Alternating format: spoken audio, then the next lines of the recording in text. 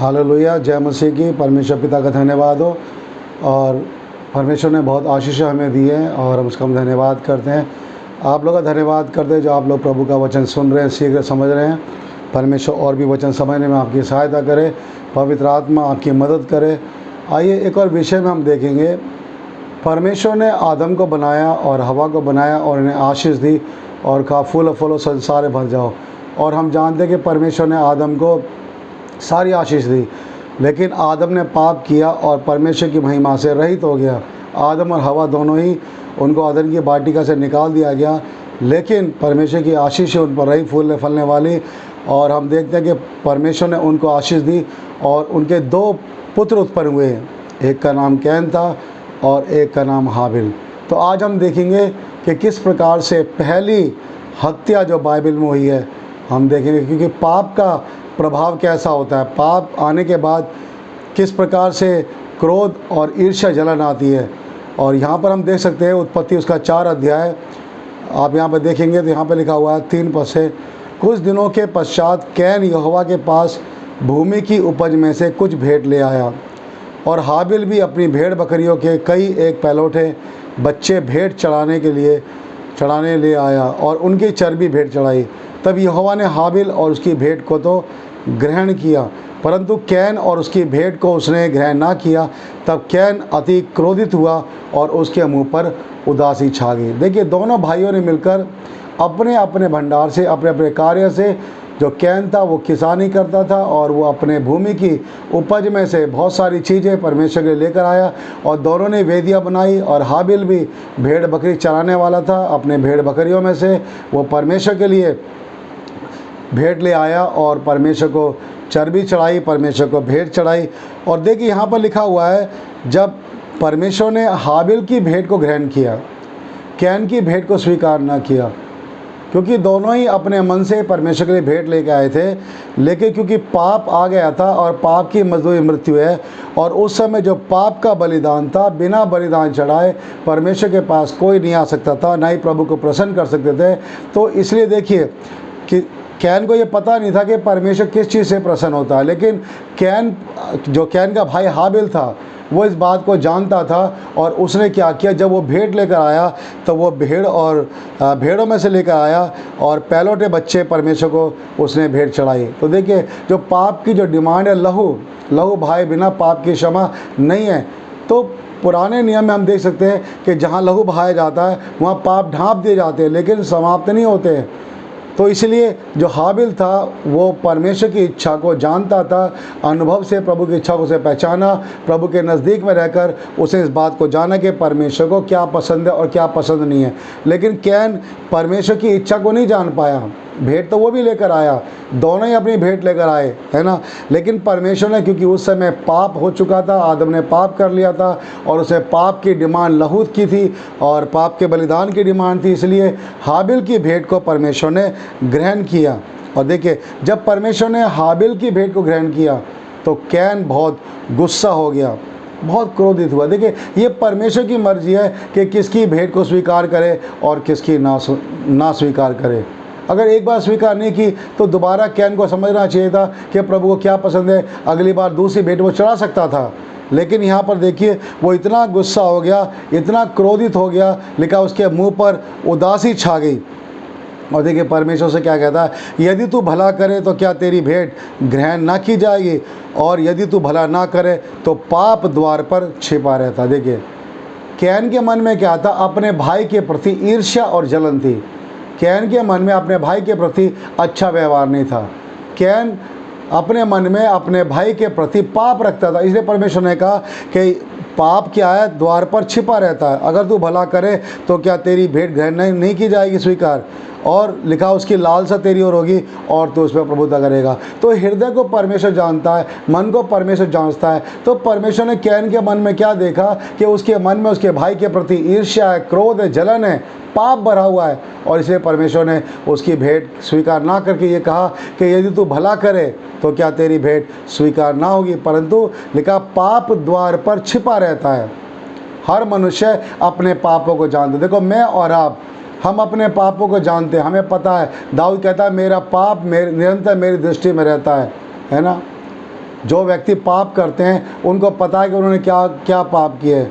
वो पाप उनके आंखों के सामने हमेशा रहते हैं, है ना। चाहे वो कितना भी झूठ बोलें, कितना भी ज़्यादा दबाएं, कितना भी छुपाएं, लेकिन अपने आप से जब वो सवाल करते हैं उनके पास उनके पाप उनके सामने रहते हैं और वो इसका इनकार नहीं कर पाते। यही कारण होता है कि बहुत से लोग पाप करने के बाद बहुत ही गिल्टी फील करते हैं, है ना, और उनके जीवन में सुकून नहीं होता, उनके जीवन में शांति नहीं होती है।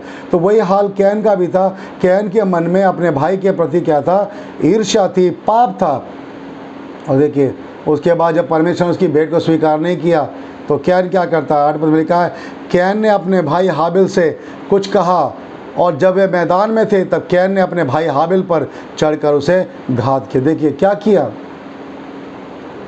हाबिल के कान में कुछ कहा और उसके बाद देखिए जब वे मैदान में थे तब कैन ने अपने भाई हाबिल पर चढ़कर उसे घात किया। इतनी ज़्यादा जलन उसके मन में थी, इतनी ज़्यादा क्रोध उसके मन में था, पाप उसके मन में इतना भरा हुआ था। उसने क्या किया कि उसने अपने भाई को पाकर मैदान में उसे घात कर दिया। हम देखें कि पहली हत्या बाइबल में हुई थी इंसान की, मनुष्य की, और भाई ने भाई को ही घात किया था। प्रभु यीशु मसीह ने कहा ना कि अंतिम दिनों में क्या होगा? भाई भाई को घात करेंगे, है ना। हम देखें पुराने नियम में ही तो यूसुफ को भी उसके भाइयों ने जलन और क्रोध के मारे उसे मार डालना चाहा। अपने पिता का प्यारा था और परमेश्वर से प्रेम करता था, प्रभु से बातें करता था, बहुत सारे स्वप्न परमेश्वर ने उसको दिए थे और जब वो अपने स्वप्न बताता था तो उसके भाई बहुत गुस्सा होते थे उससे, है ना, इतना जलन रखते थे। लेकिन याकूब तो बहुत प्यार करता था यूसुफ से, लेकिन उसके यूसुफ के भाई उसे प्यार नहीं करते थे। उन्होंने जंगल में पाकर उसे क्या किया? उसे मार डालना चाहा। लेकिन देखिए मारा तो नहीं, लेकिन उसे बेच दिया, है ना। तो ईर्ष्या इतनी बढ़ जाती है, जलन इतनी बढ़ जाती है। हम देखें घर घर में भी यही ईर्ष्या पाई जाती है, भाई भाई में ये ईर्ष्या पाई जाती है, क्रोध पाया जाता है ना। संपत्ति को लेकर, प्रॉपर्टी को लेकर भाई भाई आपस में लड़ते हैं, है ना। भाई भाइयों में झगड़े होते हैं, मुकदमेबाजी होती है। चाहे तो घर बैठ के पिता से मिलकर वो समाधान कर सकते हैं, चाहे तो मिलकर एक दूसरे के साथ समाधान कर सकते हैं, लेकिन नहीं, जो गुस्सा और क्रोध होता है और जलन होती है, जो पाप होता है, वो इतना ज़्यादा बढ़ जाता है कि वो एक दूसरे को घात भी कर देते हैं, प्रॉपर्टी के लिए मर्डर कर देते हैं, है ना। और बहुत से लोग क्या होते हैं, स्त्री लालच में आकर भी ये काम करते हैं। आपने देखा होगा कि जो यूहन्ना बपतिस्मा देने वाला था उसने क्या किया? उसे हेरोदेस को ये कहा कि तुमने भाई की पत्नी को रखा है। जब ऐसा कहा तो देखिए उसने यूहन्ना की गर्दन ही कटवा दी, इतने क्रोध में आके, है ना। तो देखिए जब ये पाप जब मन में आता है तो मन में इतना बढ़ जाता है कि वो हत्या करने के लिए प्रेरित करता है। क्यों आज लोग एक दूसरे की हत्या करते हैं? क्योंकि पाप बढ़ जाता है और ईर्ष्या जलन इतनी बढ़ जाती है कि मनुष्य उसको सह नहीं पाते और वो गुस्से में आके, क्रोध में आके कत्ल कर देते हैं, जबकि ये जानते हैं कि परमेश्वर न्याय करने वाला। मरना सभी ने एक दिन, आज नहीं कल सब मरेंगे। तो जिस बात के लिए हम मार रहे हैं कल को हमें भी तो मरना ही है। तो इसलिए बाइबल में लिखा हुआ है कि पहली हत्या कैन ने अपने भाई हाबिल की। हम जानते हैं परमेश्वर ने उसकी भेंट को स्वीकार नहीं किया था, लेकिन उसे क्रोध नहीं रखना चाहिए था, उसे परमेश्वर की इच्छा को पहचानना चाहिए था। पौलुस एक वचन कहते हैं, आप देखिए रोमियो उसका 12 अध्याय में लिखा हुआ है, हम परमेश्वर की इच्छा को जान सकते। जब आप प्रार्थना करते हैं, परमेश्वर के निकटता में आते हैं, परमेश्वर की महिमा करते हैं, तो आप परमेश्वर के निकट में आइए। तो क्या होगा? जितना ज़्यादा आप निकट आएंगे उतना ज़्यादा आप परमेश्वर की इच्छा को पहचान पाएंगे कि प्रभु को क्या पसंद है, क्या पसंद नहीं है।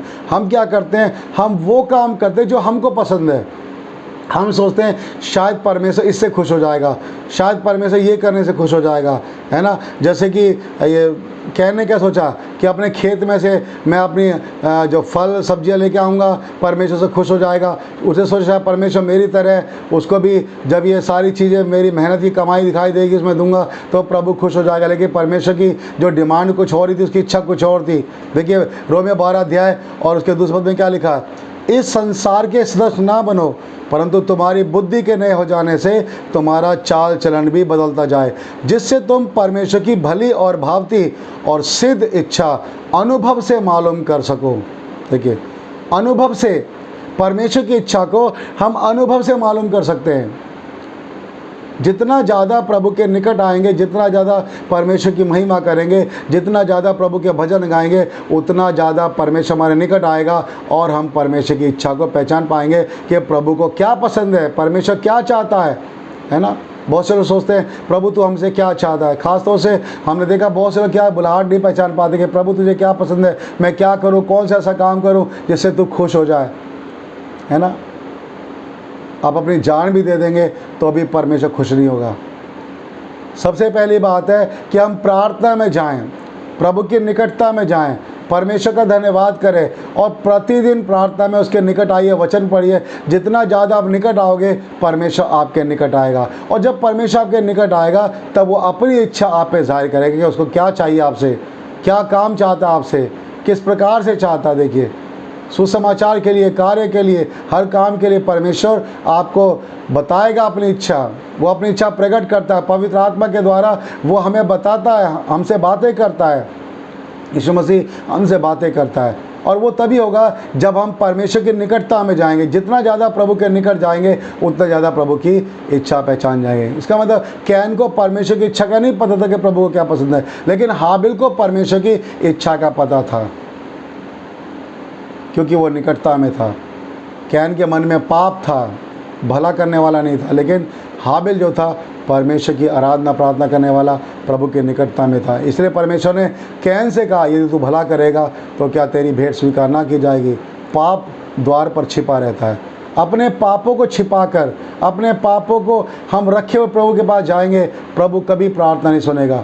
अपने पापों को मानना कि प्रभु मैंने पाप किए, मेरे पाप क्षमा कर। अपने दिल को धोना चाहिए, अपने दिल को साफ करना चाहिए। कोई भी पाप किया प्रभु से कहना चाहिए प्रभु मेरे पापों को क्षमा कर, है ना। एक गीत भी गाते ना, मेरा मन धो देना प्रभु विनती करूं बार बार, है ना। जब आप यीशु के जितना निकट आते हैं उतना आप पवित्र होते हैं, उतना प्रभु आपके मन को धोता है। हालेलुया। नहीं तो क्या होगा, पाप मन में तो कभी भी परमेश्वर हमारी प्रार्थना नहीं सुनेगा।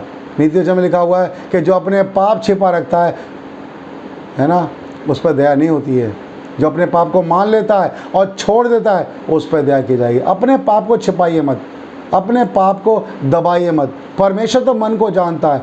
आप इंसान से अपना पाप छुपा सकते हो, आप अपने परिवार से अपना पाप छुपा सकते हो, लेकिन परमेश्वर से आप अपना पाप नहीं छुपा सकते। परमेश्वर के सामने आप खुली किताब है। प्रभु आपके हर बात को जानता है, हर बात का लेखा परमेश्वर के पास है। हम प्रभु से कभी भी अपने आप को छुपा नहीं सकते। इसलिए दाऊद कहता है कि मेरा पाप निरंतर मेरी दृष्टि में रहता है। हालेलुया। इसलिए हम सबसे पहले जब प्रभु के पास आते हैं अपने पापों को स्वीकार करें, पापों की क्षमा मांगें और तब परमेश्वर के पास आएँ और तब प्रभु को भेंट धन्यवाद की चढ़ाएँ। तब प्रभु से कहे प्रभु मेरे धन्यवाद की भेंट स्वीकार। देखिए आप दशमांश दें, आप 100 गुना दें, आप 90 गुना दें, 200% दें, कोई फ़ायदा नहीं है। जब तक आप मन नहीं फिराओगे, जब तक आप पाप की क्षमा नहीं पाओगे, ना तो आपके दान पे बरकत होगी, ना ही आपकी भेंट को स्वीकार परमेश्वर करेगा, ना ही दशमांश की आशीष आपको मिलेगी। वो तभी होती है जब आप परमेश्वर की निकटता में आते हैं और प्रभु से प्रेम करते हैं और अपने पापों को मान लेते हैं। तो अनुभव से परमेश्वर की इच्छा को हम जान सकते हैं। पौलुस कहता है कि उसकी भली और भावती, है ना, और सिद्ध इच्छा अनुभव से मालूम करते रहो। जितना प्रभु के हम निकट जाएंगे उतना ज़्यादा परमेश्वर की आशीषें हमारे ऊपर आएंगे, और जितना निकट जाएंगे उतनी उसकी इच्छा को हम पहचान जाएंगे, क्योंकि बिना विश्वास के उसे प्रसन्न करना अनहोना है। तो जितना आप नज़दीक जाएंगे प्रभु की इच्छा जानेंगे, और जब प्रभु की इच्छा आप जानेंगे, प्रभु के पास आएंगे, तो क्या परमेश्वर आपकी प्रार्थना नहीं सुनेगा? ज़रूर सुनेगा प्रभु। आप उसके पास तो आइए, उसकी इच्छा तो जानिए कि प्रभु को क्या पसंद है। आप वो काम मत करो जो आपको पसंद है, आप वो काम करो जो परमेश्वर को पसंद है। हालेलुया। देखिए प्रभु यीशु मसीह ने बपतिस्मा लिया, पिता ने उसको भेजा था इज़राइल पे प्रकट होने के लिए, और जब यीशु मसीह इज़राइल पे प्रकट होता है, यूहन्ना बपतिस्मा देने वाले से बपतिस्मा लेता है और पानी से निकल कर ऊपर आता है और प्रार्थना करता है, आसमान खुल जाता है और एक आकाशवाणी क्या होती है कि ये मेरा प्रिय पुत्र है जिससे मैं प्रसन्न हूँ।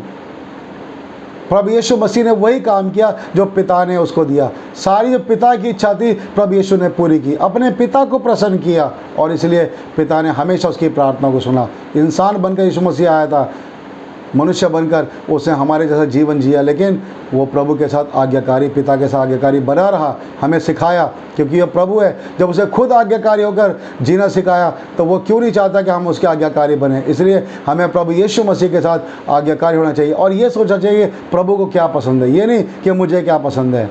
इसे प्रिय बहन भाइयों, आप अपने जीवन में प्रतिदिन प्रभु की इच्छा मालूम कीजिए, अनुभव से उसके साथ चलिए। परमेश्वर इन वचनों के द्वारा आपको आशीष दे। आप भी अपनी भेंट लाएं, प्रभु के पास लाएं, समर्पित करें, लेकिन इससे पहले, वेदी के पास आने से पहले, प्रभु यीशु मसीह कहते हैं कि वेदी के पास आने से पहले आप ये देखें कि आपके मन में पाप तो नहीं है, आपके भाई के प्रति नफरत तो नहीं है, आपके जीवन में अंधकार तो नहीं है, आप प्रभु से दूर तो नहीं है।